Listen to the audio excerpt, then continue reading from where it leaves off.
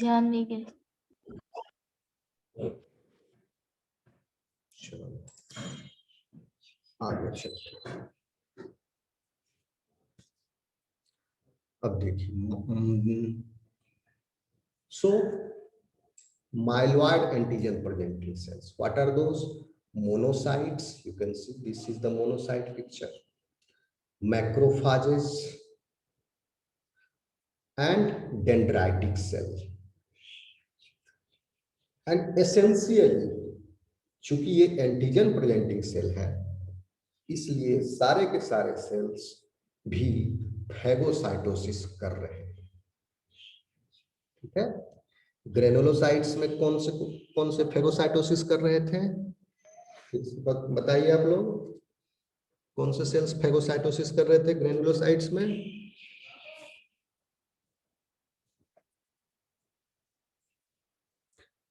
नहीं समझते हो? न्यूट्रोफिल्स। न्यूट्रोफिल्स भी तो है। हाँ, स्नोफिल्स भी तो है। बेसोफिल्स एंड इओसिनोफिल्स, ठीक है। बेसोफिल मास्ट सेल नहीं था। माइलॉइड एंटीजन प्रेजेंटिंग सेल में चूंकि ये एंटीजन प्रेजेंटिंग सेल है, ठीक है, तो ये सारे के सारे सेल्स जो हैं फैगोसाइटोसिस करने वाले हैं। तो इस सब सेल के अंदर आप फैगोसोम बनाओगे। ठीक है, तो अब आप देखो ज्यादा मात्रा में कौन फैगोसाइटोज कर रहा है, इसके सेल के आधार पर ही आप कह सकते। सबसे ज्यादा हो रहा है फैगोसाइटोसिस डेंड्राइटिक सेल में, डेंड्राइटिक। मैक्रोफाज में उससे थोड़ा कम हो रहा है, उससे थोड़ा कम हो रहा है मोनोसाइट्स। बट एसेंशियली चूंकि एंटीजन प्रेजेंटिंग सेल है, तो ये कैसे करता है, फैगोसाइटोसिस कर लिया, उसके बाद फैगोसोम के अंदर डिस्ट्रक्ट करेगा, and destruct करके the protein fragments of that pathogen will be expressed on its plasma membrane along with, एक चीज और याद रखिए, जैसे कि आप किसी गेस्ट के पास कोई गया तो चाय ऐसे ही सिर्फ कप में लेके थोड़ी जाएगा, ट्रे में रख के लेके जाता है। ओके, प्रेजेंटिंग है, प्रेजेंट कर रहा है, गुलदस्ता में लगा के देगा उसको। ठीक है, costimulatory molecule is also expressed there. तो यही डिफरेंशिएशन का भी पैटर्न है। Okay, monocyte when it takes up, or dendritic cell when it takes up, all of these cells when it takes up the pathogen, and when it present the pathogen on its cell surface, then a co-stimulatory molecule along with it also gets expressed, and the cell type gets changed. And as the co-stimulatory molecule expressed on the plasma membrane, then the phagocytic activity of that cell gets lost. उल्टा होता है, जैसे ही antigen present हो गया, को-स्टिमुलेटरी molecule के साथ express हो गया on plasma membrane, now that cell will be no more phagocytic in action. That cell will behave completely as APC now, antigen presenting cell. So these cells are called as antigen presenting cells. Okay. After that differentiation, the antigen presenting cell जो है थोड़ा उसका structure different हो जाता है। Are you getting my point? Okay. Myeloid progenitor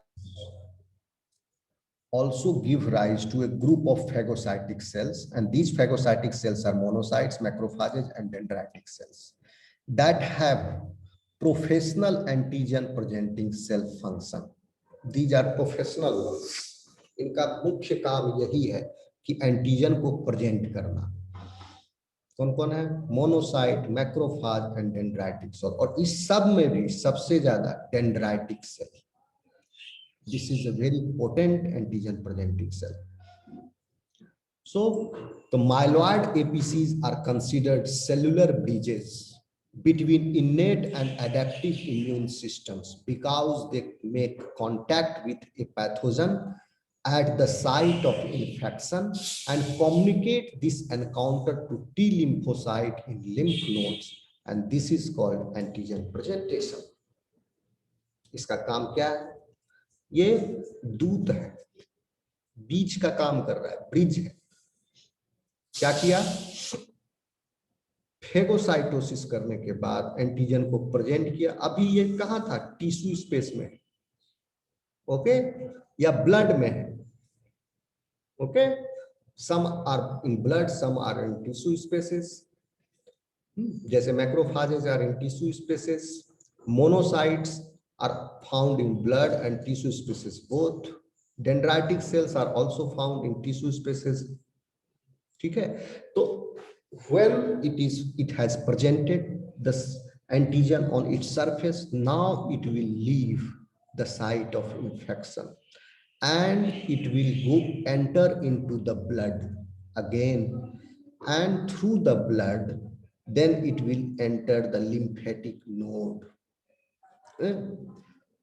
okay, lymphatic system, and from there its final destination is they go to the lymph node, and in the lymph node T lymphocyte is there, and to the T lymphocyte it presents the antigen, see it, and accordingly you modify your receptor, you make your receptor, or you select the population of those T cells which are bearing the receptors which can bind with this antigen.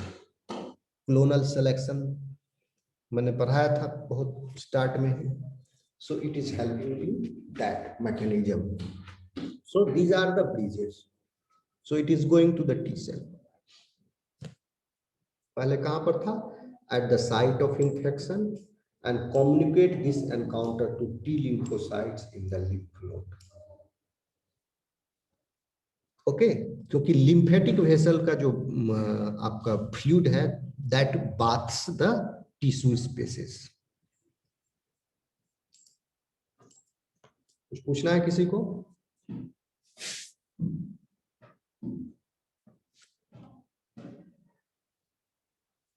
आगे बढ़े? Yes sir. Sir इसमें पहले आप बोले थे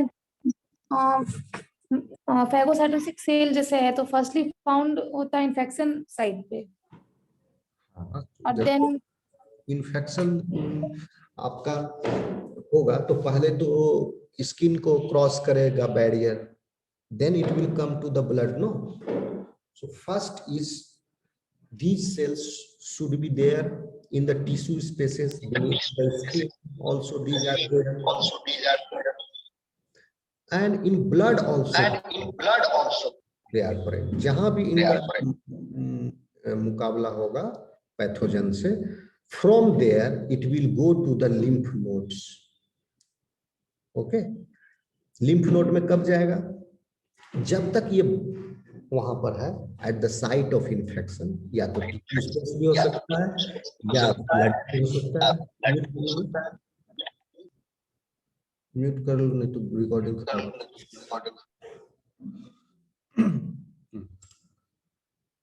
तो at the site, फिर से बता रहा हूं,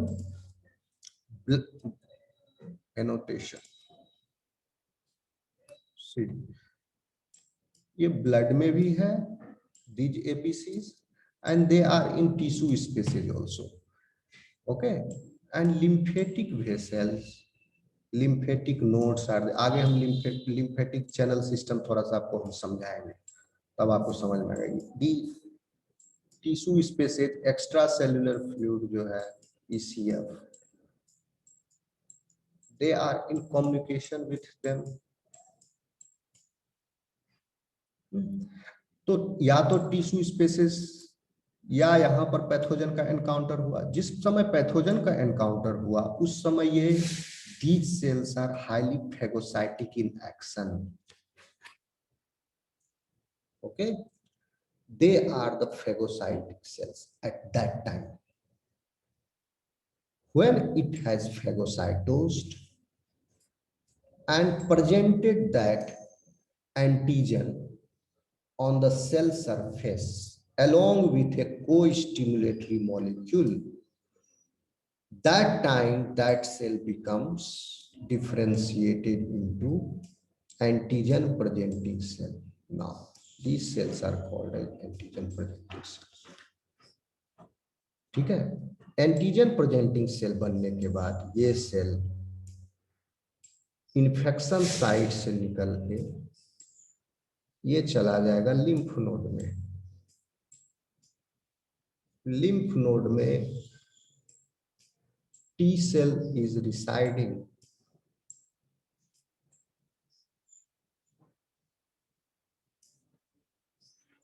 and to the T cell it shows along with its co-stimulatory molecule that this is this antigen, modified antigen that I have internalized it. That means this kind of pathogen having this specific epitope is present in the circulation.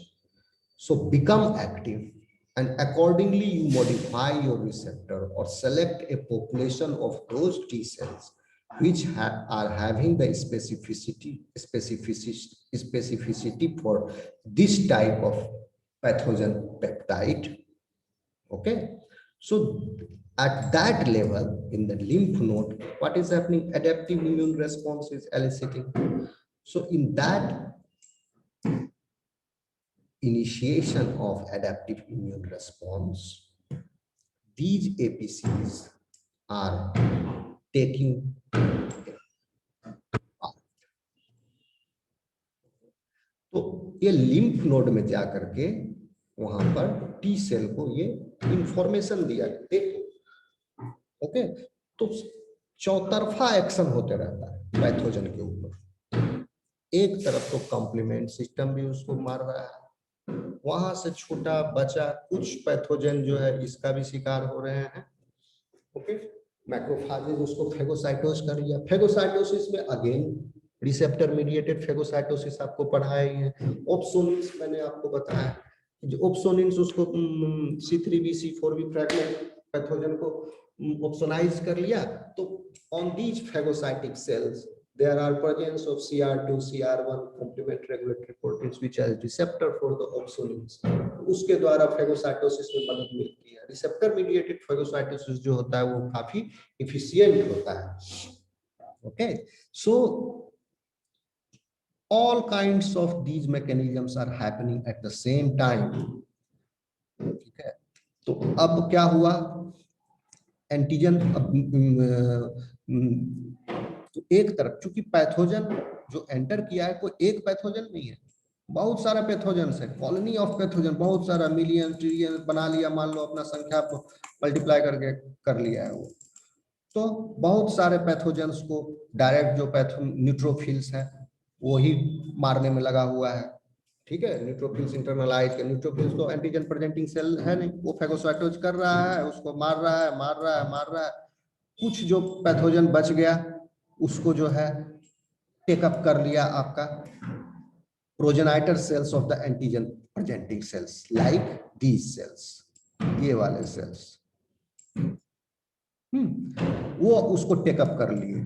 अब take up कर लिए कुछ pathogen को, उसको strip करके pathogen को degrade करके in phagosome they are expressing their molecule that this is a foreign molecule that I am expressing on my cell surface, these are the antigen presenting cell along with a co-stimulatory molecule so that इसकी पहचान हो सके कि हाँ ये सचमुच में foreign molecule है।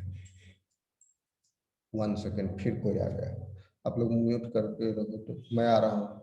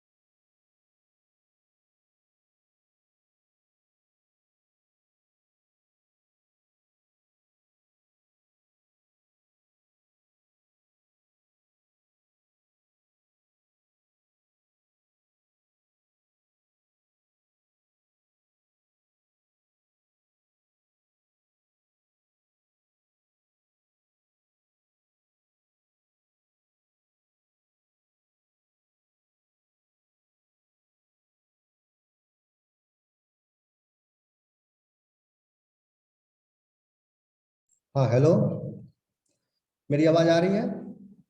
सर कहाँ पर थे, क्या पर? अच्छा, समझ रहे हो आप लोग कि नहीं मैं जो बता रहा हूँ? सर सारी प्रक्रियाएं जो है साथ साथ चल रही हैं, ये भी चल रहा है, वो भी चल रहा है, थोड़ा बहुत आगे पीछे है। न्यूट्रोफिल भी किल कर रहा है। न्यूट्रोफिल कुछ पैथोजन जो है जो न्यूट्रोफिल से बच गए, they have been taken up by the antigen presenting cells, जो बनने वाले हैं वो सारे फेगोसाइट्स, ठीक है, वो फिर फेगोसाइटोज करके इसको प्रेजेंट कर लिया, प्रेजेंट करके फिर टी सेल लिम्फ नोड में है वहां गया एंड टी सेल को प्रेजेंट कर दिया। Accordingly T cell will now modify its receptor और select a that population of T cells which is having that kind of specificity, और उसका फिर क्लोनल प्रोलिफरेशन होगा। तो फिर अब आ गया adaptive immune response full form में। और फिर बाद में हम टी सेल डेवलपमेंट पढ़ाएंगे, बी सेल डेवलपमेंट पढ़ाएंगे। Under the influence of the cytokines which is released by these cells, the T cell is also further differentiated into plasma cell and memory cell, और B cell भी जो है further होता है differentiate plasma cell और memory cell में। तो आगे पढ़ाएंगे, पहले इस पर ध्यान दो, ठीक है? इतना समझ में आया? Yes sir. चलो सर हेमाटोपोइटिक सेल्स जो स्टेम सेल्स को राइज करता है, सर उस प्रोसेस को क्या कहते हैं? हिमेटोपोइटिक स्टेम, नहीं समझे आपका question. Haematopoietic haematopoietic cells which gives rise to other blood cells, sir उस प्रोसेस को क्या कहते हैं? हिमेटोपोएसिस कहते हैं उसको, आप बोलिए हिमेटोपोएटिक स्टेम सेल्स, HSC। तुम कल क्लास में नहीं थी, सिकिंदा हो क्या? हाँ सर। हाँ देख लेना वीडियो, उसका नाम है हिमेटोपोएटिक स्टेम सेल, HSC। ठीक है। हिमेटोपोएटिक सेल नहीं बोलोगे तो टर्म गलत हो जाएगा। Haematopoietic stem cell, these stem cell are giving rise to common myeloid precursor cell and common lymphoid precursor cell, ठीक है? तो यही सेल जो है वो दे रहा है। आप देखो ये पूरा डायग्राम फिर से देखो, common myeloid progenitor cell or common myeloid progenitor cell, and these are hematopoietic stem cells which is having self-renewing capacity. ठीक है? Have I answered your question? Yes sir.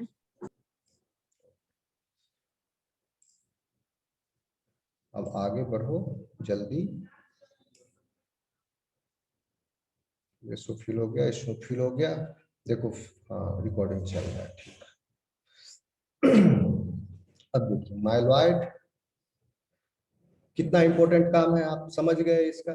Okay, so what they are doing is antigen presentation.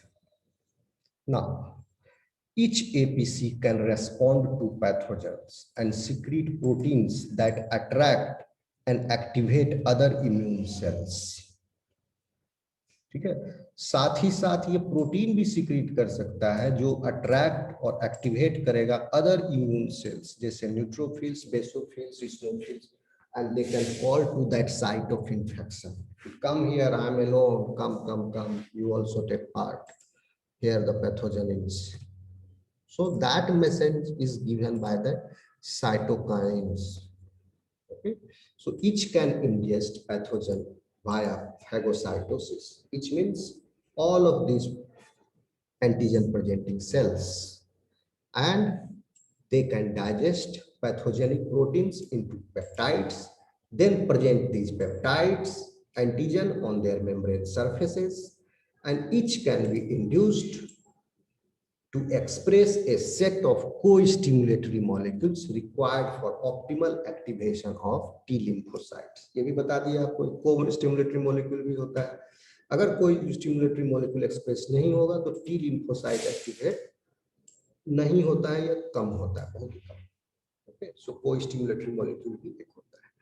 So however, it is likely that each plays a distinct role. Each means all of these monocyte, macrophage, dendritic cells distinct role during the immune response depending on its locale and its ability to respond to pathogens. Okay? तो सब जो है अपना अपना काम कर रहा है, फेगोसाइटोसिस का एंड एंटीजन प्रेजेंटेशन का, और लोकेशन अलग अलग है, दे आर डिफरेंट लोकेशन पर अलग अलग है, and they have the ability to respond to pathogens. So the dendritic cells जो है इन सब में सबसे इंपॉर्टेंट है। डेंड्राइटिक सेल्स क्या कर रहे हैं? Dendritic cells in particular play a primary role in presenting antigen to activating naive T cells. यही डेंड्राइटिक सेल जो है एंटीजन को प्रेजेंट करता है नेव टी सेल के पास। Macrophages and neutrophils are specially efficient in removing. Naive T cells क्या है?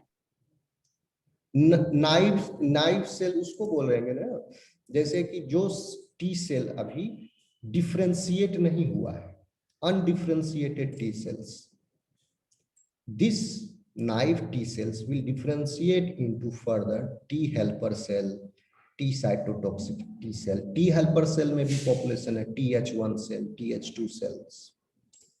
ठीक है? ठीक है। Naive T cell से means all kinds of T cells जो है can be arised from this. T cell का भी बहुत वेराइटी है, हम लोग बहुत इनिशियल स्टेज में है हम लोग, ठीक है? नॉलेज देखिए, टी सेल प्रेजेंट कर रहा है, टी सेल को जो मेन प्रेजेंट कर रहा है एंटीजन वो डेंड्राइटिक सेल कर रहा है, और मैक्रोफाजेस एंड न्यूट्रोफिल्स जो है these cells are more efficient in phagocyting pathogen and damaged host cell and can provide first line, but macrophages are also presenting the antigen. Okay, अब एक एक करके पढ़ते हैं सबको one by one. Monocyte, see monocytes are 5 to 10% in composition of white blood cell and are a heterogeneous group of cells that migrate into tissues. heterogeneous का मतलब है कि मोनोसाइट बहुत इंटरेस्टिंग है, ये जो है मोनोसाइट सेल पॉपुलेशन जो है in your circulation, they are, किसी मोनोसाइट को आप ये नहीं कर सकते they are fully differentiated, they are at different differentiation stages. These monocytes are stalled at, or they are continuing its differentiation. ठीक है? So that's why it is called as they are heterogeneous group of cells. सारे monocytes जो ये नहीं है कि matured है, some are immatured, some are partially matured, some are more than partially matured, fully matured, terminally matured, like these. Okay, at different stages of their maturation they are there. So this is the heterogeneous group of cells, and they have also the ability to migrate into the tissues, and when it migrates to the tissues it differentiates into diverse array of tissue resident phagocytic cells. अलग अलग तरह के phagocytic sales बनते हैं monocyte से, जैसे कि कुछ फेगोसाइट्स जो हैं they become macrophages and dendritic cells. So these dendritic cells and macrophages are basically coming from where? Monocytes only. These dendritic cells are coming from monocyte only. If you remember this picture, you can visualize this here. Monocyte can differentiate into dendritic cell. and macrophage is also coming from the dendritic cell.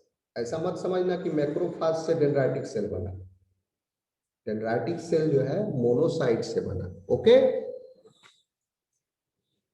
Yes sir. सो अब देखिए आप कहाँ थे, हाँ,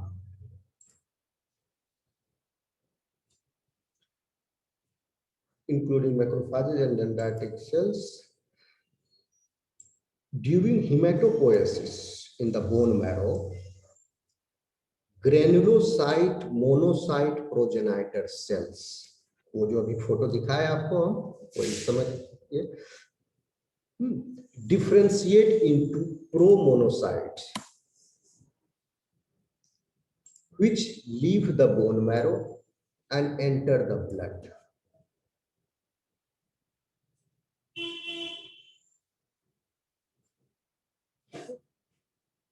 Granulocyte monocyte progenitor cells से some cells become promonocyte. प्रोमोनोसाइट बनो, यानी यहाँ बीच में था कहीं, प्रोमोनोसाइट बनने के बाद बोन मैरो से निकल के वो ब्लड में आ गया। ब्लड में आने के बाद प्रोमोनोसाइट जो है मोनोसाइट में डिफरेंशिएट हो गया। तो एक तो तरीका ये था बनने का, नॉर्मल तरीका, ठीक है।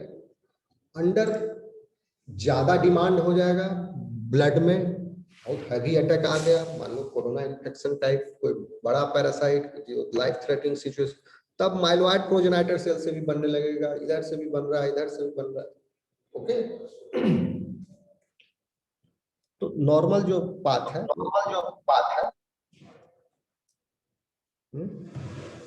समझ में आ रहा है? सर तो ग्रेनुलोसाइट्स न्यूट्रोफिल और प्रोमोनोसाइट्स भी बना रहा है। हाँ ये तो है ना, बताया ही है। म्यूट कर लीजिए। कॉमन माइलोइड प्रोजेनाइटर सेल से एक ब्रांच गया granulocyte monocyte progenitor, second branch is eosinophil progenitor, third branch is basophil, fourth megakaryocyte erythrocyte. जो फर्स्ट ब्रांच है वो है ग्रेनुलोसाइट और मोनोसाइट दोनों का बाप, समझे? उससे ग्रेनुलोसाइट मोनोसाइट प्रोजेनाइटर सेल से that cell can be differentiated into promonocyte either, or that cell can again differentiate into differentiate into neutrophils also, granulocyte monocyte progenitor। इससे ये भी प्रोमोनोसाइट भी बन सकता है, न्यूट्रोफिल भी बन सकता है। जो प्रोमोनोसाइट बन गया एक बार, तो प्रोमोनोसाइट will leave the bone marrow, and when it enters the circulation then it becomes monocyte। Sir तो एक टाइम में एक ही बनेगा या दोनों बन जाएगा? देखिए आप अभी एक सेल ग्रेनुलोसाइट मोनोसाइट प्रोजेनाइटर तो है नहीं, there are thousands of such cells, तो some cells will become, जैसे कंपोजिशन आप समझिए, मोनोसाइट का कंपोजिशन कितना है, 5 से 10%। मान लो कि 100 ग्रेनुलोसाइट मोनोसाइट प्रोजेनाइटर सेल अगर उपलब्ध है ब्लड में, तो 100 जो है, 100 में से 50 जो है न्यूट्रोफिल लाइन में चला गया, 5 जो है मोनोसाइट लाइन में चले गए। यही तो हेल्दी कंपोजिशन है ना? यस। समझ रहे हो बात को? इसीलिए हेल्दी कंपोजिशन जो है आपको दिखा दिए पहले।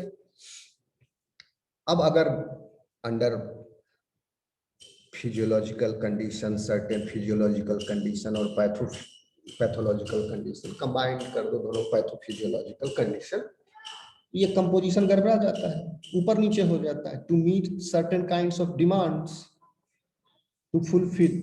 अगर वो डिमांड फुलफिल हो गया तब तो पेशेंट बच गया, उसका होस्ट का डिफेंस हो गया। जैसे प्राइमरी इन्फेक्शन जब है, मान लो एक्यूट इन्फेक्शन है, तो that times neutrophil concentration wents up, neutrophil number wents up, goes up, okay, to effectively phagocytose the pathogens.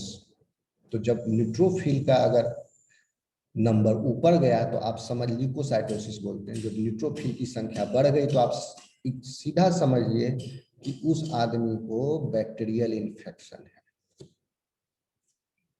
एकदम ज्यादा चांस है।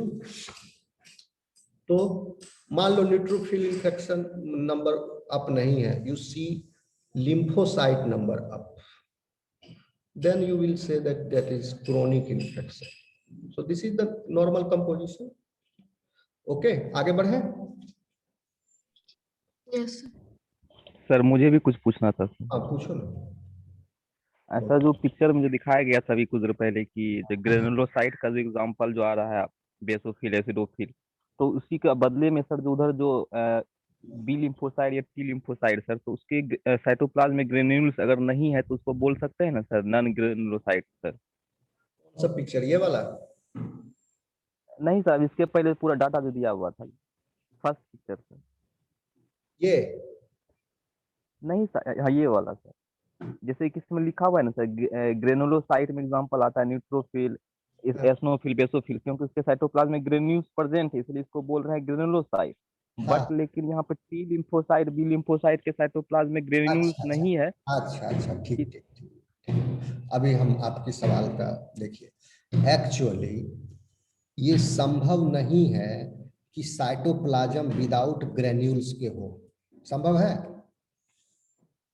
तो सेल के अपने एक्टिविटी, क्योंकि there are many enzymes, zymogens are present in the cytoplasm. Okay, सबका cytoplasm granular है। Okay, किसी का कम है, किसी का ज्यादा है। ये डायग्रामेटिक पिक्चर है। तो इसमें जो ग्रेन्यूल्स है वो बड़े बड़े ग्रेन्यूल्स है, इतने बड़े ग्रेन्यूल्स हैं कि that you can see with the compound microscope after staining. Here the granules are small, you can not see with the compound microscope.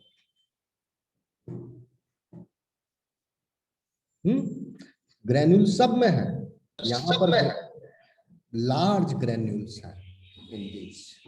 Okay, that's why they are called as granulocytes. Cytoplasm तो granular होगा ही, जैसे egg है, egg में yolk होगा ही। पहले term use किया जाता था एलेसिथल, नहीं, they are microlecithal. Okay Babul, have I answered your question? जी सर, यस सर। ठीक है, देखो अब मान लो इसमें ही ग्रेन्यूल्स नहीं दिख रहा है आपको, लेकिन है नहीं क्या? देखो फेगोसोम है। ओके, यहाँ भी फेगोसोम होना चाहिए।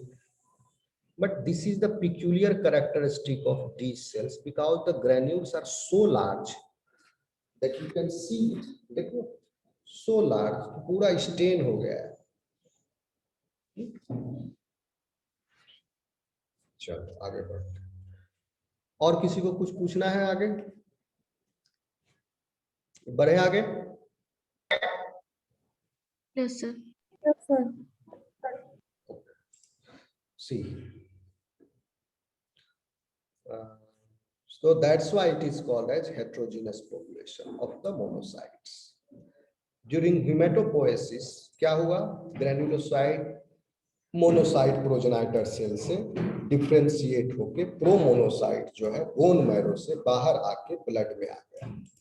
ठीक है, ब्लड में आने के बाद where they further differentiate into mature monocytes. So there are two broad categories of monocytes have been recently identified. तो ये दो ब्रॉड कैटेगरी को आप प्रो मोनोसाइट्स और मैच्योर मोनोसाइट्स नहीं समझना, ये गलती मत करना। प्रो मोनोसाइट्स जो थे वो आए तो ब्लड में प्रो मोनोसाइट्स भी है, मैच्योर मोनोसाइट्स भी है। These two broad categories are belonging from mature monocytes. Under mature monocytes, there are two types of monocytes. Broad category, okay, have been identified. One is inflammatory monocyte, okay, And these type of monocytes which migrate into the tissues very quickly in response to the infection. अगर tissue में पहले से monocyte जो बैठा हुआ है या जो मैक्रोफाज टिश्यू में पहले से है, वो फेगोसाइटोसिस करने के बाद साइटोकाइन रिलीज करेगा। तो साइटोकाइन रिलीज करने के बाद मोनोसाइट्स ब्लड में जो है वहां तक से साइटोकाइन पहुंचा, थोड़ा सा बगल वाला वेसल में, तो बगल में जो मोनोसाइट था जो वेसल के अंदर था, that will quickly migrate and go to the tissue spaces. तो एक मोनोसाइट का साइटोकाइन का रिलीज दूसरा मोनोसाइट को मिला। सब आप एक के टर्म में सोच रहे हो, अब सबको आप पॉपुलेशन के टर्म में सोचो, ठीक है। एक न्यूट्रोफिल का कंटेंट जो है दूसरे न्यूट्रोफिल को भी अफेक्ट कर रहा है। जो साइटोकाइन न्यूट्रोफिल से रिलीज हो रहा है वो न्यूट्रोफिल्स को अट्रैक्ट भी कर रहा है, कीमोअट्रैक्टेंट का भी वर्क कर रहा है। Other types of cytokines which are released from the neutrophil, eosinophil और basophil, they are also involved in activating B cell and T cell. Recently this has been found. And here also the cytokines which are released from the one monocyte which is already there in the tissue spaces, under the influence of those monocytes released from those monocytes, inflammatory monocytes present in the blood. It has been found that there are